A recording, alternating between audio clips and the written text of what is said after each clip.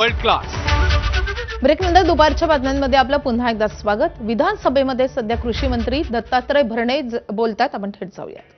महाराष्ट्र विधानसभा नियम 293 अन्वये सत्ताधारी पक्षाच्या प्रस्तावावर सभागृहातील माननीय सदस्य रणधीर भाऊ सावरकर, श्री कैलास पाटील, श्री अमोल खताळ, श्री साजिद खान पठाण, श्री दिलीप बनकर, श्री संजय कुटे, श्री संजय देरकर, श्री चंद्रदीप नरके, दिलीप मामा लांडे, श्री शेखर निकम, श्री शरददादा सोनवणे, श्री सुमित वानखेडेजी, श्री विठ्ठल लंगेजी, श्री हिरामन खोसकर, श्री प्रवीण स्वामी, श्री चरण सिंग ठाकूर, श्रीमती मंजुळाताई गावित, श्री डॉक्टर किरण लामटे, श्री देवराम भोंगळे, श्री सचिन पाटील, श्री करण देवतळे, श्री विलास भुमरे, श्री सत्यजित देशमुख, श्री बाबूराव कदम कोहळीकर, मान्य जयंतरावजी पाटील साहेब, श्री हरीश पिंपळे या सर्व सदस्यांनी या सत्ताधारी 293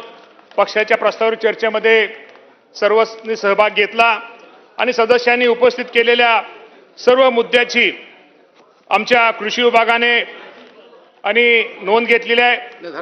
अध्यक्ष महोदय, महाराष्ट्र विधानसभा नियम 293 आणि सत्ताधारी पक्षाच्या सभागृहात मांडण्यात आलेल्या सदस्यांचे सभागृहामध्ये जे चर्चा केली, जे मुद्दे मांडले आणि जे मुद्दे मांडले ते अत्यंत अभ्यासपूर्वक आणि अत्यंत तळमळीने अनेक मुद्दे आमच्या या सभागृह सदस्यांनी मांडले।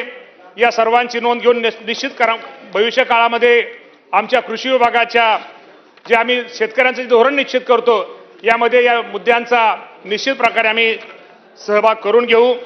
शेतकऱ्यांचं सक्षमीकरण आणि शेतकऱ्यांचा सर्वांगीण विकास हीच बाब सर्व सामान्य सदस्यांच्या भाषणाचा केंद्रबिंदू होता। महायुती सरकार हे शेतकऱ्यांच्या पाठीशी ठामपणे उभा आहे आणि महायुतीचा निश्चित प्रकारे शेतकरी हा आमच्या सर्वांचा केंद्रबिंदू आहे।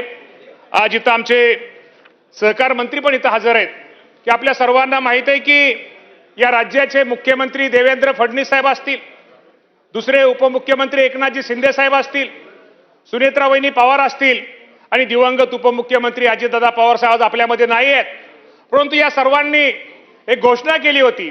निवडणुकीच्या काळामध्ये आम्ही सर्व शेतकऱ्यांना एक आश्वासन दिलं होतं की आम्ही शेतकऱ्यांची कर्जमाफी ही करू।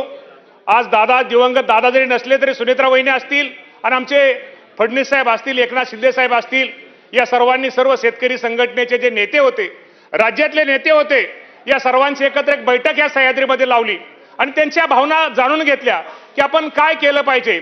आणि त्यावेळेस या राज्याचे मुख्यमंत्री देवेंद्र फडणवीस साहेब यांनी एक घोषणा केली होती, या राज्यातील जो शेतकरी अडचणीत आलेला आहे या शेतकऱ्याला कुठं आर्थिक पाठबळ दिलं पाहिजे, या उद्देशानं 30 जून पूर्वी या राज्यातील माझ्या शेतकऱ्यांचा कर्जमाफी ही दिली जाईल, ही मुख्यमंत्री महोदयाने जी घोषणा केली होती।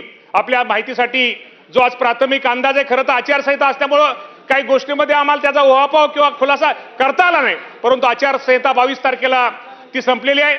या बाबतीमध्ये प्राथमिक अंदाज जर घेतला तर साधारणतः राज्यामध्ये 56 लाख शेतकऱ्यांना, साधारणतः 56,24,000 शेतकऱ्यांना। तर यासोबतच बुलेटिनमध्ये आणखी एक ब्रेक घेतोय।